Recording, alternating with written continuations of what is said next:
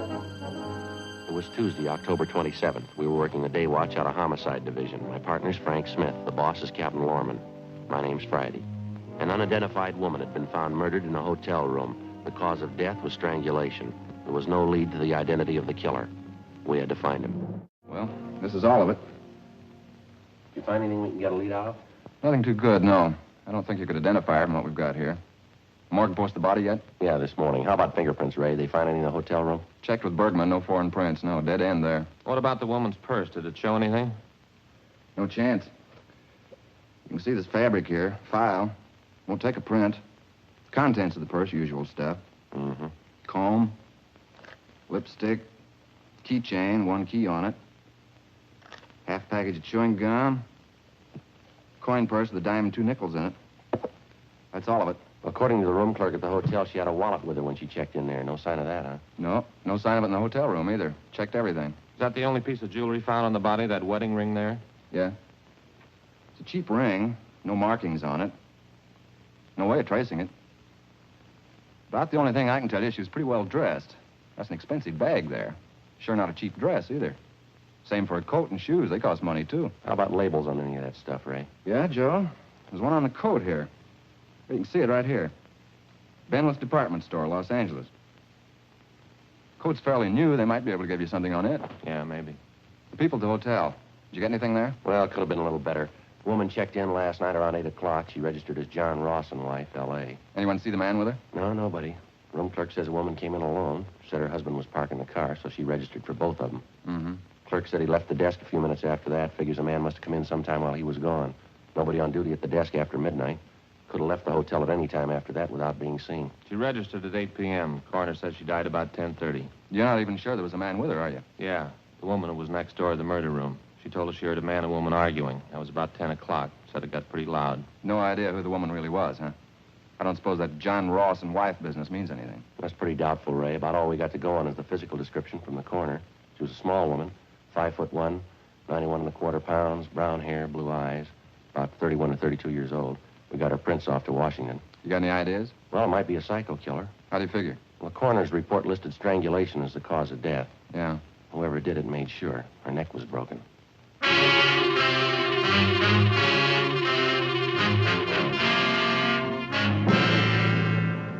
At approximately 6 o'clock that morning, in a second-floor room of a downtown hotel, the body of an unidentified woman was found murdered.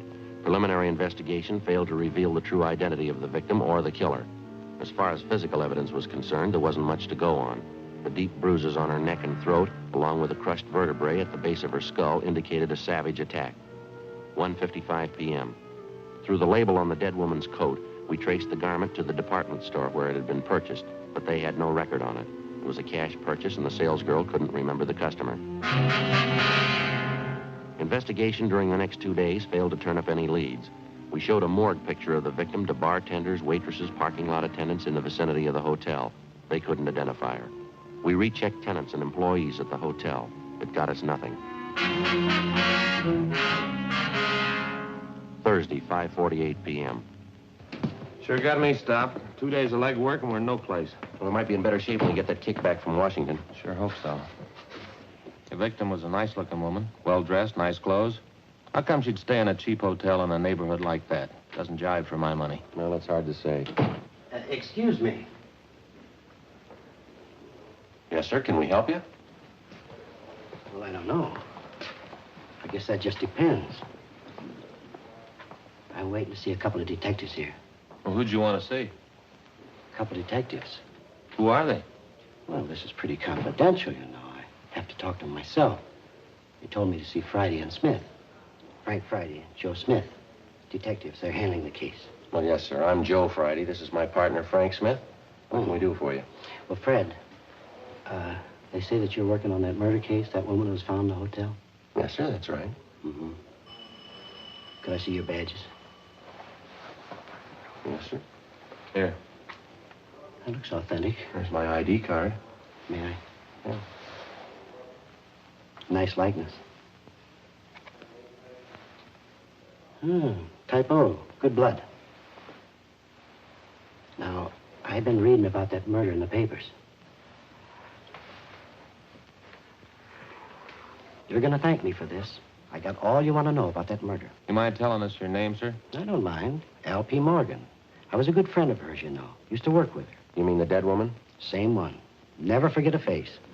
Maud McLeod. I saw that picture in the paper, and I said to myself, there's old Maud. You pretty sure of that, are you, Mr. Morgan? Sure, I'm sure. Maud McLeod. We used to work together in the circus. Maud was a bareback girl, you know. Best in the country. Real trooper. Well, now, what makes you so sure it's the same woman, Mr. Morgan? When was the last time you saw this friend of yours, this Maud McLeod? Well, I used to see her all the time. Worked the old cells floater together. I got a picture of her. Do you mind if we take a look at it? Well, that's why I came down here. I want to help out. She's got to be identified. See, I got it here somewhere. I know. Oh, sure. Carson City.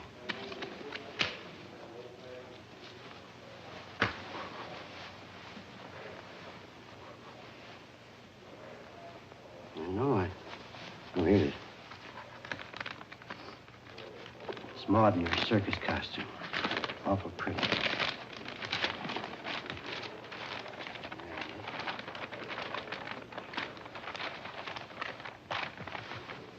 Take a look at that. That's Maud, ain't it? Well, I don't know, sir. This is a drawing. There doesn't seem to be much resemblance there. Is that right? I'm afraid you've made a mistake, Mr. Morgan. Thanks for your cooperation, anyway. Appreciate you coming in. I was sure it was Maud. I'll get it. Homicide Friday. Oh, yeah, Ed. Uh-huh. Is that right? What'd it say? Uh-huh. Okay, fine. Yeah, we'll pick it up. Thank you. Anything? Communications. They just got the kickback from Washington on the dead woman's fingerprints. Any luck? Yeah, they got her identified. Worked in an aircraft plant during the war. Her name's Doris Frazier. I can't help but think you fellas are missing the bet. I know that dead woman. Oh, no, sir. She's already been identified, Mr. Morgan. We know who she is. Her name's Doris Frazier. That's so. Yes, sir, that's right. Well, what do you know about that? Old Maud. She went and changed her name.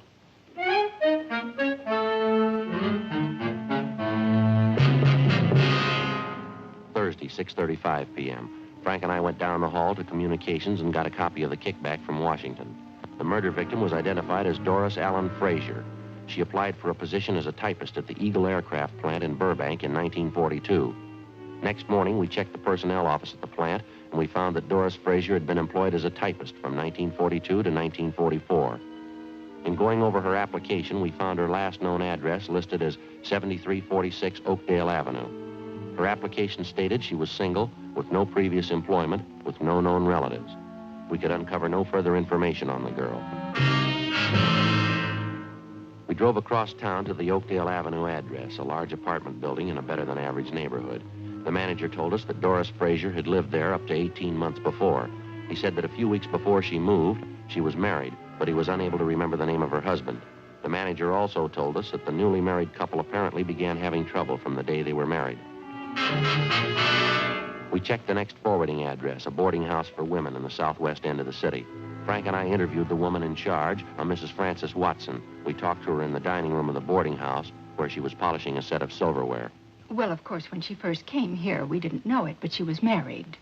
This is a home for single girls, and we have our rules and regulations, just like any other respectable place. Yes, ma'am. Well, as we came to find out later, Doris wasn't only married, but she was fighting with her husband. I understand he wasn't much at all. She was thinking of getting a divorce, as a matter of fact. Did you ever meet her husband, Mrs. Watson? No, I never did. I suppose it's just as well I didn't. I understand that Doris left him after they'd been married only a few months. Uh-huh. Do you know what his name is, ma'am? No, I have no idea. Doris always used her maiden name when she was with me. And you never saw the man, Mrs. Watson. He never came to the house here. No, I didn't say I never saw him. I said I didn't meet him. Yes, there was once when he came to the house to see Doris. Well, what was the occasion? Would you mind telling us about it? Well, it was most unpleasant, I can tell you that. Let me see now. Yes, Doris had been here about 6 months. Even by that time, I was beginning to see the real side of the girl. No character, officer. No character at all. It shows up every time. Yes, ma'am. Would you go on, please? Well, as I was saying, it was after about 6 months when this man brought Doris home late one night. About 1:45, I'd say. Upset the whole house. Well, how was that, ma'am? The two of them, this man and Doris, they stood right out in the hall there. They had a terrible quarrel. The language, it was dreadful. At the top of their lungs, too. My husband went out to quiet them down, but the man left before he had a chance to calm him down. Upset the whole house. Mm-hmm. This man that the Fraser woman was arguing with, you sure it was her husband? Well, as sure as I can be. That's what Doris told me, anyway, the day after. I called her in and told her I just couldn't tolerate behavior like that. It upset her quite a bit, I remember. She cried, said it wouldn't happen again. That's when she told me she was trying to get a divorce. Was that what the big argument was about, would you know? Yes, she said she wanted the divorce. Her husband didn't. He wanted her back with him. Certainly is sad the way some people mix up their lives. Yes, ma'am. By any chance, did you ever get a good look at this man, the husband, I mean? Well, he was tall and had dark hair. That's about all I remember. He was well-dressed, too. I see. When Doris Fraser left here, Mrs. Watson, did she leave any forwarding address with you? No, she didn't. I haven't any idea where she moved. What kind of work was she doing while she was living here? Do you have any idea where she was employed? Yes, that was one of the references she gave me. Furniture company down on Venice Boulevard, if I remember correctly. I have the address in my record book. Certainly is unfortunate, the whole thing. Yes, ma'am, it is. I even tried to talk to her before she left. Sat her down and talked to her for a whole afternoon. Guess it was just a waste of time. Well, how's that, ma'am? The trouble with her husband, terrible thing. He seemed to treat her so badly. Two of them fighting all the time. I believe she was actually afraid of him. She told me he was very jealous. He drank, ran around. That's why I couldn't understand it. Couldn't understand what, ma'am? Doris, when she moved away from here, Yeah. she said she was going back with her husband. The landlady, Frances Watson, gave us the address of the furniture store where the murder victim had been employed, and we drove down to check with the personnel manager, a Mr. Collins. He said Doris Fraser had been fired from her job 10 months before. He said she'd been let out because she was constantly late for work and that she got into the habit of asking for salary advances too often. Collins also told us that he'd heard about the trouble between the Fraser woman and her husband. He said he'd seen the husband in the store several times when he came to call for his wife. He identified the husband as Stephen Arnold. The personnel manager gave us the last known address they had on the victim. The following morning, we checked it out, an apartment hotel in the East Wilshire area. She was still registered there, together with her husband, Stephen Arnold. But the desk clerk told us that Arnold hadn't been living there for the past 3 months. He had no idea where Arnold had moved, and he didn't know where he worked. While the desk clerk stood by, Frank and I went upstairs and checked the apartment. You find anything, Joe? Not too much, no.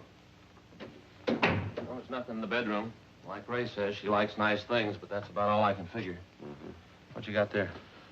Looks like a letter she started and she didn't finish it. It's dated October 23rd. What's it say? Dear George, I've been meaning to write you before. That's all. That's as far as she got. George, huh?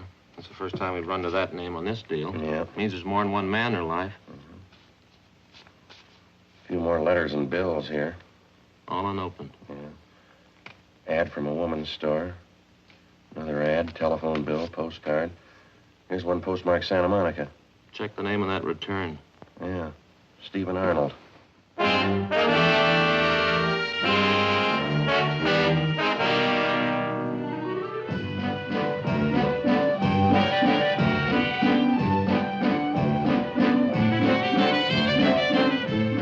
12:35 p.m. We called the office and checked Stephen Arnold through R&I. He had no criminal record.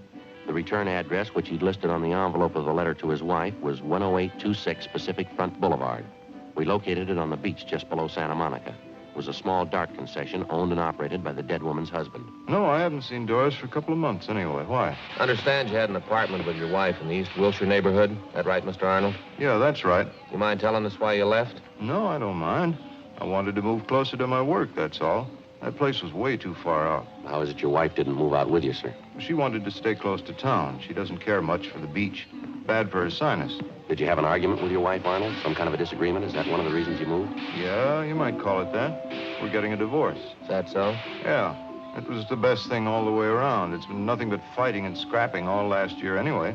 We decided to call it quits. Say, would you excuse me a minute? I got some cold drinks in this cooler here. Would either of you like a cool drink? No, thanks. Are you getting the divorce from your wife, Arnold? Yeah, that's right. I'm divorcing her. Why'd you want to know? You remember that last time you saw your wife, the exact date, I mean? No, I don't think I remember that. Been at least 3 months, I'll say that much. You spend most of your time down here at the beach, Mr. Arnold? Yeah, that's right. I get in town a couple of times a month. Sure you wouldn't like a cold drink? No, thank you. I'll have one myself, if you don't mind. This water sure keeps it nice and cool. Yes, sir. How about last Tuesday night? Were you in town that night? No, last time was 2 or 3 weeks ago anyway. Went in to see a show. I was working here last Tuesday night. Work here every night except Monday. That's the only night I'm closed up. Mm-hmm. Is there anyone who can vouch for that? I don't think I get this. Why do you want to know? Well, is there anybody who can vouch for you? Sure. Half a dozen people anyway. The fellow who runs the place next door. The guys in the rest of the stalls up and down the way here. They can all vouch for me. I worked here till 1 a.m., same as usual. Just a minute. Hey, Vic. Vic. Yeah, Steve? Come on over here a moment, will you? These fellas are detectives, Vic. I guess it's something about a jam my wife got herself into. They want to know where I was last Tuesday night. Yeah? They want somebody to vouch for me. Sure. Did you see Arnold last Tuesday night? I was working next door. Steve was here all night. Saturday, October 31st, 2 p.m. Frank and I checked with a dozen different concession operators in the neighborhood of Stephen Arnold's place. They all corroborated the fact that on the night his wife had met her death in a downtown hotel, Arnold had been working at his stand until 1 a.m. Despite all the previous indications that he might have been responsible for the murder of his wife, we had to eliminate him as a possible suspect. 2:20 p.m. On the way back into town, we stopped by the apartment hotel where Doris Frazier was living at the time of her murder. After checking further with tenants and with the help in the building, we found out that the victim had been in the habit of eating most of her meals at restaurants in the immediate neighborhood. After some 2 hours and 6 restaurants later, we found a small coffee shop 4 blocks from the apartment building where one of the waitresses identified Doris Frazier's picture. Yeah, that's her, officer. Terrible picture, though. She looks so much older. About how often would you say Miss Frazier came in here, ma'am? Oh, 3 or 4 times a week, I'd say. The bus stop is right out there on the corner. She'd usually have breakfast and then grab the bus and go to work. Some nights coming home from work, she'd stop here for dinner. Nice girl. Quiet. Did you get to know her at all, miss? I mean, do you happen to know any of her friends in the neighborhood? No, as I say, she was a quiet person, not very talkative. Usually read while she was eating, a magazine or a book. Did she ever come in here with anyone else, would you know? Oh, yes, quite a few times. She seemed to have the boyfriends. Of course, she was attractive. Small, you know, but real cute looking. Mm-hmm. Do you happen to know any of these men? No, I'm sorry, I don't. Any one of them in particular that she came in with very often? Let's see. I think there was one. It was dark, well-dressed, kind of tall, good-looking. They usually came in together for breakfast. How long ago was this, miss? Would you recall? Oh, I'd say up till a couple of weeks ago. I usually waited on them in the morning. That's how I happen to remember. I see. Did you ever happen to hear this man's name? Let me see. George. I think that was it, yeah. Would you happen to know if he lives in the neighborhood? No, I'm sorry, I don't. Has this man been in here during the past week, do you know? Yes, he has. He came in for breakfast. What day was that? This morning. Before we left the coffee shop, we questioned the cashier who came up with the information that the man known as George usually left his car parked at the service station across the street. We left our card and asked the cashier to call us in case the suspect returned. At the service station, they also remembered the man known as George, but they told us that he hadn't been in for the past 2 weeks. They'd done some work on his car for him in the past, so they had a record of his license number. We called our DMV and found that the car was registered to a Carl Lucy in East Hollywood. 4:30 p.m. We drove out and interviewed Lucy at his home, but he came nowhere near the description of the suspect. He told us that he had purchased the car 6 weeks before from a man known as George Crane. He described Crane as tall, dark, and well-dressed. From the bill of sale, we got Crane's address, a motel on East Manchester. The manager there told us that George Crane had moved a week before. He said that Crane had left no forwarding address, but he did remember where he worked. He gave us the name of the aircraft company in the San Fernando Valley. We called their personnel office, but they were closed for the day.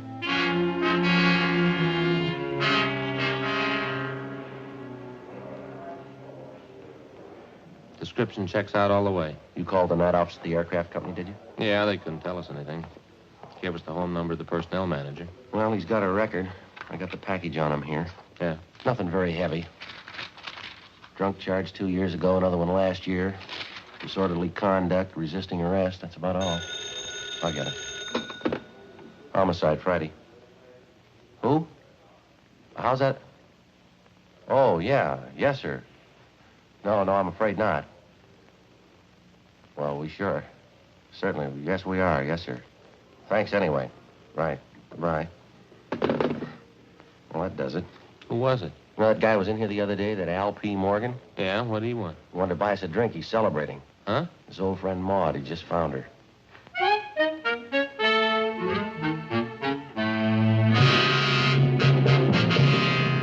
Sunday, November 1st, 8 a.m. We got in touch with the manager of the personnel department of the aircraft company at his home. He said that he'd checked the files for us. 8:42 a.m. He called back to tell us that George Crane was employed as a maintenance man in the electrical department, that he'd been working for the company for the past 5 years, and that he had a good employment record. He told us he was on the day shift, and that he was scheduled to report for work in the generator room at 8 o'clock that morning.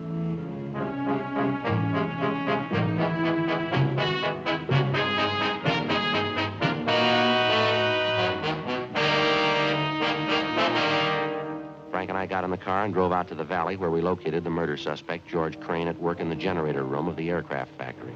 Do you know a Doris Fraser? Doris Fraser? No, I'm sorry, officers. I don't know anybody by that name. How about Doris Arnold? Do you know that name? Arnold? No, I'm afraid not. What's it all about? You own a car? Yeah, it's a dark sedan. Had it very long? A couple of weeks. Last one I had was giving me a lot of trouble. Did you trade it in? No, I sold it to a private party. Fell out in Hollywood. How about this picture? Know her? Well, it doesn't look like anybody I know. Am I supposed to? You should, yeah. I don't follow you. You spent any time around the East Wilshire District, Crane? East Wilshire? No, I've probably been over there a couple of times. Not lately, though. How about the coffee shop on the corner of Gramercy and Marengo? Ever been in there? Not that I remember, no. Well, a waitress in that coffee shop, and the cashier, too, say they got a pretty regular customer, and he fits your description exactly. You sure you never been in there? Well, I'm not positive. I wouldn't swear I'd never been in the place. What's the difference, anyway? How about the service station across the street from the coffee shop? You ever park your car there? They ever do any work on it for you? Oh, say, I bet I know the place you're talking about. Yeah, I've been by there a few times, sure.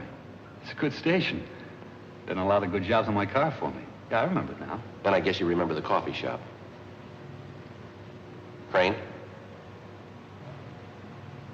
Yeah, I think I do now. Right across the street from the station? Yeah, that's right. Well, what do you want to know about it? When's the last time you were in there, Crane? Well, to tell the truth, I couldn't be sure. We talked to a waitress in there yesterday. Said you were in that morning for breakfast. Do you remember that? She's way off her track on that one, I can tell you that. I wasn't near the place yesterday morning. The cashier remembers you, too. She says you were in. Now, how about it, Crane? Look, what difference does it make? What's this thing all about anyway? You want to take another look at that picture? I told you once, I don't know the woman. I never saw her before in my life. Why don't you give it some thought? Huh? You remembered East Wilshire, you remembered the service station, you finally remembered the coffee shop. Maybe you can remember her, too, huh? I don't know her. I never saw her in my life. The waitress in the place says you were in there quite a few times with the woman. Usually came in for breakfast. And you stopped going there about 2 weeks ago. I don't know her. What's the matter, Crane? You figure you got something to hide? I don't know what you're talking about. I don't know her. What do you figure she's got to do with me anyway? We checked her apartment, mister. We found a letter she was writing to you. You ready to tell us? Well, what's a letter? That doesn't mean anything. Can't prove anything by a letter. What are you thinking anyway? We think you're lying, Crane. We think you got a reason for it. Now, what do you say? Doesn't prove anything. Maybe I knew her. It doesn't mean anything at all. We think it does. Yeah? We think you killed her. The way it looks to you? That's the way it looks. I don't think you can prove it. We're going to try. Now, how about it? Will it go any easier for me if I admit it? That's not up to us.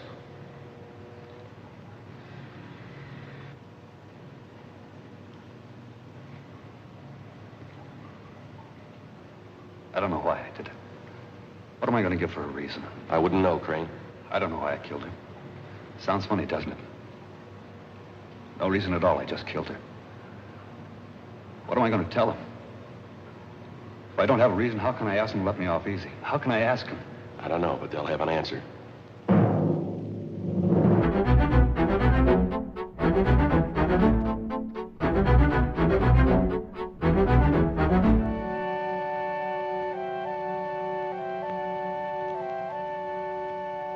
February 8th, trial was held in Department 89, Superior Court of the State of California, in and for the County of Los Angeles.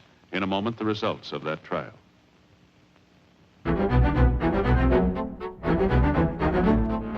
The suspect was tried and convicted of murder in the first degree.